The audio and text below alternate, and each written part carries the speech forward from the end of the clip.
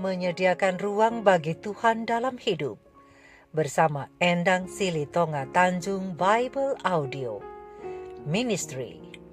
Waktunya bersaat teduh dengan Tuhan melalui bacaan Alkitab 1 pasal sehari dalam kitab Injil bahagian kedua, kitab Injil Markus pasal yang ke-11 dengan perikop Yesus dielu-elukan di Yerusalem, Yesus mengutuk pohon ara, Yesus menyucikan bait Allah, pohon ara yang sudah kering, nasihat Yesus tentang doa, dan pertanyaan mengenai kuasa Yesus. Mari baca Alkitab, mari dengar Alkitab, dan mari lakukan apa yang Allah firmankan di dalam Alkitab. Maka iman dan pengharapanmu tidaklah sia-sia. Tuhan Yesus Allah Putra, Alfa dan Omega memberkati, dan Allah Roh Kudus akan menuntun untuk memahami. Mari memulainya dengan doa dalam hati.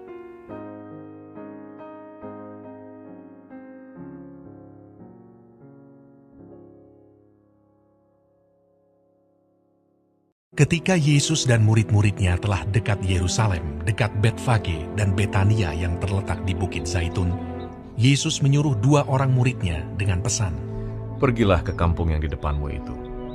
Pada waktu kamu masuk di situ, kamu akan segera menemukan seekor keledai muda tertambat yang belum pernah ditunggangi orang. Lepaskan keledai itu dan bawalah kemari. Dan jika ada orang mengatakan kepadamu, 'Mengapa kamu lakukan itu?' jawablah, 'Tuhan memerlukannya. Ia akan segera mengembalikannya ke sini.'" Mereka pun pergi dan menemukan seekor keledai muda tertambat di depan pintu di luar, di pinggir jalan, lalu melepaskannya. Dan beberapa orang yang ada di situ berkata kepada mereka, "Apa maksudnya kamu melepaskan keledai itu?" Lalu mereka menjawab seperti yang sudah dikatakan Yesus. Maka orang-orang itu membiarkan mereka. Lalu mereka membawa keledai itu kepada Yesus dan mengalasinya dengan pakaian mereka. Kemudian Yesus naik ke atasnya. Banyak orang yang menghamparkan pakaiannya di jalan. Ada pula yang menyebarkan ranting-ranting hijau yang mereka ambil dari ladang. Orang-orang yang berjalan di depan dan mereka yang mengikuti dari belakang berseru, "Hosana! Diberkatilah dia yang datang dalam nama Tuhan. Diberkatilah kerajaan yang datang, kerajaan Bapa kita Daud. Hosana di tempat yang maha tinggi." Sesampainya di Yerusalem, ia masuk ke bait Allah. Di sana, ia meninjau semuanya. Tetapi sebab hari sudah hampir malam, ia keluar ke Betania bersama dengan ke-12 muridnya. Keesokan harinya, sesudah Yesus dan ke-12 muridnya meninggalkan Betania, Yesus merasa lapar, dan dari jauh ia melihat pohon ara yang sudah berdaun. Ia mendekatinya untuk melihat kalau ia mendapat apa-apa pada pohon itu. Tetapi waktu ia tiba di situ, ia tidak mendapat apa-apa selain daun-daun saja, sebab memang bukan musim buah ara. Maka katanya kepada pohon itu, "Jangan lagi seorang pun makan buahmu selama-lamanya." Dan murid-muridnya pun mendengarnya. Lalu tibalah Yesus dan murid-muridnya di Yerusalem. Sesudah Yesus masuk ke bait Allah, mulailah ia mengusir orang-orang yang berjual beli di halaman bait Allah. Meja-meja penukar uang dan bangku-bangku pedagang merpati dibalikkannya. Dan ia tidak memperbolehkan orang membawa barang-barang melintasi halaman bait Allah. Lalu ia mengajar mereka, katanya, "Bukankah ada tertulis, rumahku akan disebut rumah doa bagi segala bangsa? Tetapi kamu ini telah menjadikannya sarang penyamun." Imam-imam kepala dan ahli-ahli Taurat mendengar tentang peristiwa itu, dan mereka berusaha untuk membinasakan dia, sebab mereka takut kepadanya, melihat seluruh orang banyak takjub akan pengajarannya. Menjelang malam, mereka keluar lagi dari kota. Pagi-pagi ketika Yesus dan murid-muridnya lewat, mereka melihat pohon ara tadi sudah kering sampai ke akar-akarnya. Maka teringatlah Petrus akan apa yang telah terjadi. Lalu ia berkata kepada Yesus, "Rabi, lihatlah, pohon ara yang kau kutuk itu sudah kering." Yesus menjawab mereka, percayalah kepada Allah. Aku berkata kepadamu, sesungguhnya barang siapa berkata kepada gunung ini, beranjaklah dan tercampaklah ke dalam laut, asal tidak bimbang hatinya, tetapi percaya bahwa apa yang dikatakannya itu akan terjadi, maka hal itu akan terjadi baginya. Karena itu aku berkata kepadamu, apa saja yang kamu minta dan doakan, percayalah bahwa kamu telah menerimanya, maka hal itu akan diberikan kepadamu. Dan jika kamu berdiri untuk berdoa, ampunilah dahulu sekiranya ada barang sesuatu dalam hatimu terhadap seseorang, supaya juga Bapamu yang di sorga mengampuni kesalahan-kesalahanmu. Tetapi jika kamu tidak mengampuni, maka Bapamu yang di sorga juga tidak akan mengampuni kesalahan-kesalahanmu. Lalu Yesus dan murid-muridnya tiba pula di Yerusalem. Ketika Yesus berjalan di halaman Bait Allah, datanglah kepadanya imam-imam kepala, ahli-ahli Taurat dan tua-tua, dan bertanya kepadanya, dengan kuasa manakah engkau melakukan hal-hal itu? Dan siapakah yang memberikan kuasa itu kepadamu, sehingga engkau melakukan hal-hal itu? Jawab Yesus kepada mereka, Aku akan mengajukan satu pertanyaan kepadamu. Berikanlah aku jawabnya, maka aku akan mengatakan kepadamu dengan kuasa manakah aku melakukan hal-hal itu. Baptisan Yohanes itu dari sorga atau dari manusia? Berikanlah aku jawabnya. Mereka memperbincangkannya di antara mereka dan berkata, Jikalau kita katakan dari sorga, ia akan berkata, kalau begitu mengapakah kamu tidak percaya kepadanya? Tetapi masakan kita katakan dari manusia? sebab mereka takut kepada orang banyak, karena semua orang menganggap bahwa Yohanes betul-betul seorang nabi. Lalu mereka menjawab Yesus. Kami tidak tahu. Maka kata Yesus kepada mereka, Jika demikian, aku juga tidak mengatakan kepadamu dengan kuasa manakah aku melakukan hal-hal itu.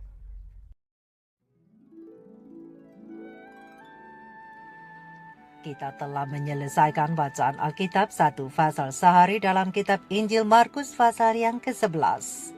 Sedikit perenungan melalui pasal ini tentang perintah yang aneh berdasarkan ayat panduan perenungan terang besar Alkitab Injil Markus 11 ayat 2 dengan bunyi nas, Pergilah ke kampung yang di depanmu itu. Pada waktu kamu masuk di situ, kamu akan segera menemukan seekor keledai muda tertambat yang belum pernah ditunggang orang. Lepaskan keledai itu dan bawalah kemari. Sahabat-sahabat firman, sahabat-sahabat surgawi yang dikasihi oleh Tuhan di mana saja Anda berada. Mengikuti instruksi tanpa sepenuhnya memahami instruksi itu bisa jadi sulit dan terkadang bahkan menakutkan. Terutama ketika instruksi tersebut berpotensi membuat kita celaka. Apakah mungkin itu yang dipikirkan dua murid Yesus ketika mereka melaksanakan instruksi guru mereka untuk mengambil seekor keledai jantan muda yang belum pernah dikendarai oleh siapapun? Apalagi keledai itu bukan kepunyaan orang yang paling tidak kenal dengan mereka. Coba kita membayangkan, menggunakan imajinasi kita, seperti apa perasaan kedua murid Yesus itu, dan apa kira-kira percakapan mereka ketika dalam perjalanan ke sebuah desa di mana keledai ini berada. Apakah mereka berbicara seperti ini? Aduh, guru ini kasih perintah apaan sih? Masa suruh ambil keledai orang? Jangan-jangan teman-teman kita juga sedang mengolok-olok kita dengan misi aneh ini. Atau mungkin mereka berbicara tentang ketakutan mereka terhadap orang yang akan mereka temui dan menanyakan apa yang juru selamat butuhkan. Atau mungkin yang lebih parah lagi, ketika mereka melepaskan ikatan yang mengikat keledai itu. Oh, malunya, karena mereka membayangkan pemilik keledai itu akan menuduh mereka sebagai pencuri. Oh, bagaimana ini? Sahabat-sahabat firman, sekarang stop gunakan imajinasimu. Kita datang kepada dunia nyata. Apa yang engkau temukan dalam bacaan kita hari ini, khususnya dalam perikop Yesus dielu-elukan di Yerusalem? Oh, ternyata yang sempat kita bayangkan itu salah. Sebab satu hal yang murid-murid itu ketahui bahwa yang terbaik adalah taat dalam mengikuti instruksi Yesus. Jadi mereka pun pergi tanpa bertanya-tanya atau berspekulasi dengan perintah guru agung mereka itu. Sahabat-sahabatku, sebenarnya mengikuti perasaan kita itu baik. Tetapi apa yang murid-murid Yesus alami dalam hal kepatuhan untuk suatu misi adalah panduan yang menolong kita mengenali orientasi kita sendiri terhadap peristiwa yang terjadi di sekitar kita. Kita harus ingat bahwa Tuhan adalah tetap Tuhan dan Yesus adalah Tuhan. Oleh karena itu, ketika kita dipanggil oleh Yesus untuk melakukan sesuatu yang Ia perintahkan, maka jawaban terbaik kita kepada Yesus adalah taat. Dan siapa tahu ketaatan kita kepada panggilan Tuhan yang oleh dunia adalah aneh, dapat mengakibatkan orang lain mengakui Dia sebagai Raja alam semesta suatu saat nanti. Contoh kedua murid Yesus, mereka mendengar instruksi Yesus, mengambil keledai yang Yesus butuhkan untuk satu tujuan, yaitu membawa alam pemikiran semua yang mengelu-elukan Dia pada peristiwa salib. Pena Ilham Ilahi Roh Nubuat Kerinduan Segala Zaman Jilid 2, halaman 193 alinea pertama dan alinea yang ketiga menjelaskan bahwa belum pernah sebelumnya dalam kehidupannya di dunia, Yesus mengizinkan arak-arakan seperti itu. Tetapi Yesus dengan jelas telah menubuatkan hasilnya. Arak-arakan itu akan membawa Dia ke kayu salib. Dan adalah tujuannya secara terbuka untuk menampilkan dirinya sebagai penebus. Dan Yesus ingin menarik perhatian orang banyak, orang-orang yang mengelu-elukan Dia, pada pengorbanan yang memahkotai misinya ke dunia yang sudah jatuh ini. Sebab sangatlah perlu mata semua orang ditujukan kepadanya sekarang. Peristiwa-peristiwa yang mendahului pengorbanannya yang besar itu harus sedemikian rupa agar menarik perhatian orang pada korban itu sendiri, yaitu dirinya.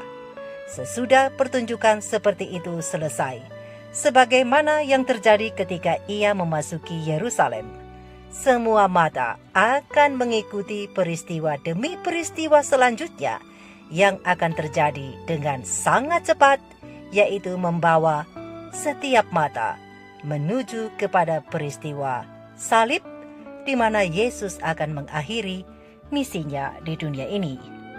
Dalam peristiwa kemenangan dari kehidupannya di dunia ini, Juru Selamat sebenarnya dapat muncul di bawah pengawalan malaikat-malaikat sorga dan dimasyurkan dengan nafiri Allah. Tetapi pertunjukan seperti itu akan bertentangan dengan maksud tugasnya, bertentangan dengan hukum yang telah mengatur kehidupannya. Maka Ia tetap setia terhadap nasib dalam kehinaan yang telah diterimanya, karena beban kemanusiaan harus ditanggungnya sampai hidupnya diberikan untuk hidup dunia ini. Jadi sahabat-sahabat firman, oleh karena Yesus telah memberikan hidupnya bagi kita, bahkan Ia telah memberikan contoh ketaatan kepada kita pada seluruh kehendak Bapanya, juga dari contoh ketaatan kedua muridnya kepada perintahnya untuk mengambil keledai muda itu. Apakah kita juga bersedia untuk taat kepada perintah Yesus, yang walaupun bagi dunia perintah itu aneh dan berisiko? Aneh karena perintah itu tidak lagi diikuti oleh dunia Kristen pada umumnya.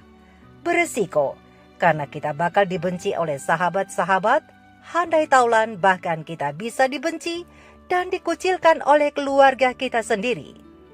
Tetapi jika kita bersedia mendengarkan suara Tuhan melalui firman-Nya, Pena Ilham Ilahi Roh Nubuat Our High Calling, halaman 24 alinea pertama sampai alinea yang kelima menjelaskan. Sekarang oleh karena itu, jika kamu sungguh-sungguh mendengarkan suaraku, kata firman Tuhan, dan mentaati perjanjianku, maka kamu akan menjadi harta yang istimewa bagiku di atas semua orang, karena seluruh bumi adalah milikku. Terang besar Alkitab Keluaran 19 ayat 5. Janji ini diberikan tidak hanya kepada Israel, tetapi juga kepada semua orang yang mau taat kepada firman Tuhan. Mereka yang hidup di tengah bahaya akhir zaman mungkin menyadari bahwa sama seperti pada awal pengalaman mereka, di mana kebenaran menyatukan mereka dengan juru selamat, demikian pula Dia yang adalah pencipta dan penyempurna iman mereka akan menyempurnakan pekerjaan yang telah Ia mulai bagi mereka. Ingat, Allah itu setia, yang olehnya kita dipanggil untuk bersekutu dengan putranya. Saat pria dan wanita bekerja sama dengan Tuhan dalam melakukan pekerjaan yang telah Ia berikan kepada mereka, yaitu taat kepada perintah-perintahnya, maka mereka akan maju dari kekuatan kepada kekuatan yang lebih besar.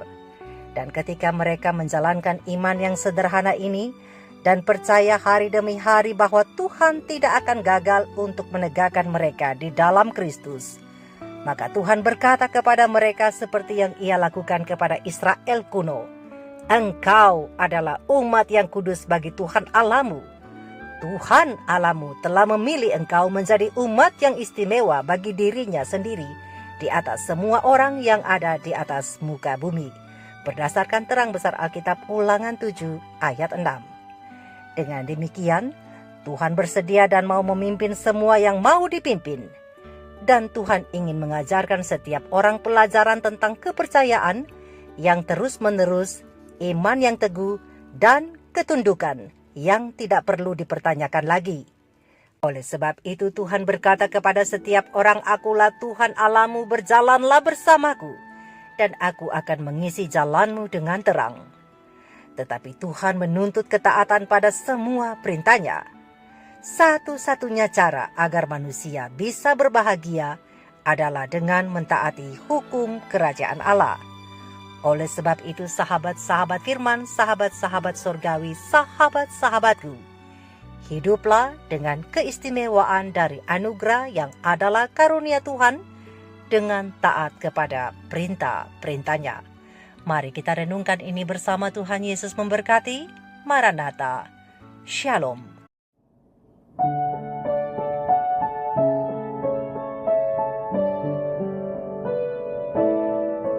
Bersama Tuhanku dalam terang firman-Nya, Dia yang menyinari jalanku. Ku turut perintah-Nya, Ia tinggal dalamku, beserta umat-Nya yang patuh. Percayalah dan patuh padanya, pasti kau dikasihinya.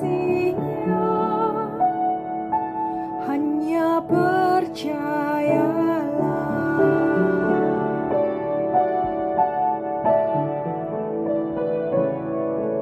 Hilang awan gelap, lenyap bayang maut, saat tampak wajah Tuhanku.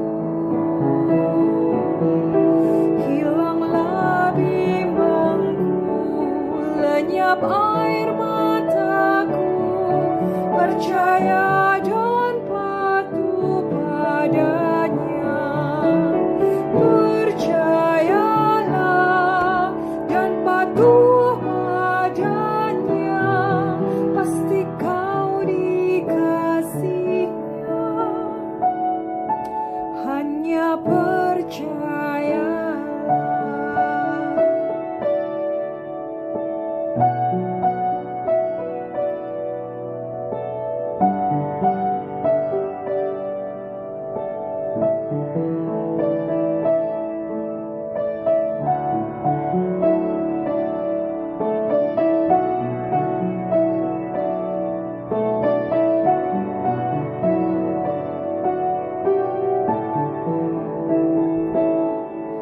Tiada beban berat, tiada kesusahan, karena Ia peduli padaku. Tiada kehilangan, tiada penderitaan, karena Ia berkatiku selalu. Percayalah dan patuh padanya, pasti kau dikasihinya. Hanya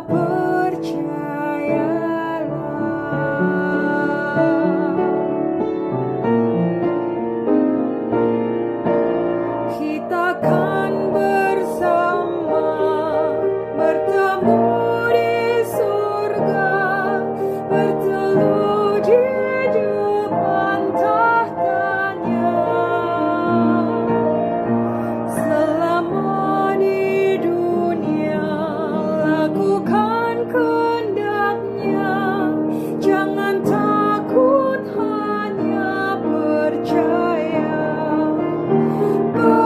Percayalah dan patuh padanya, pasti kau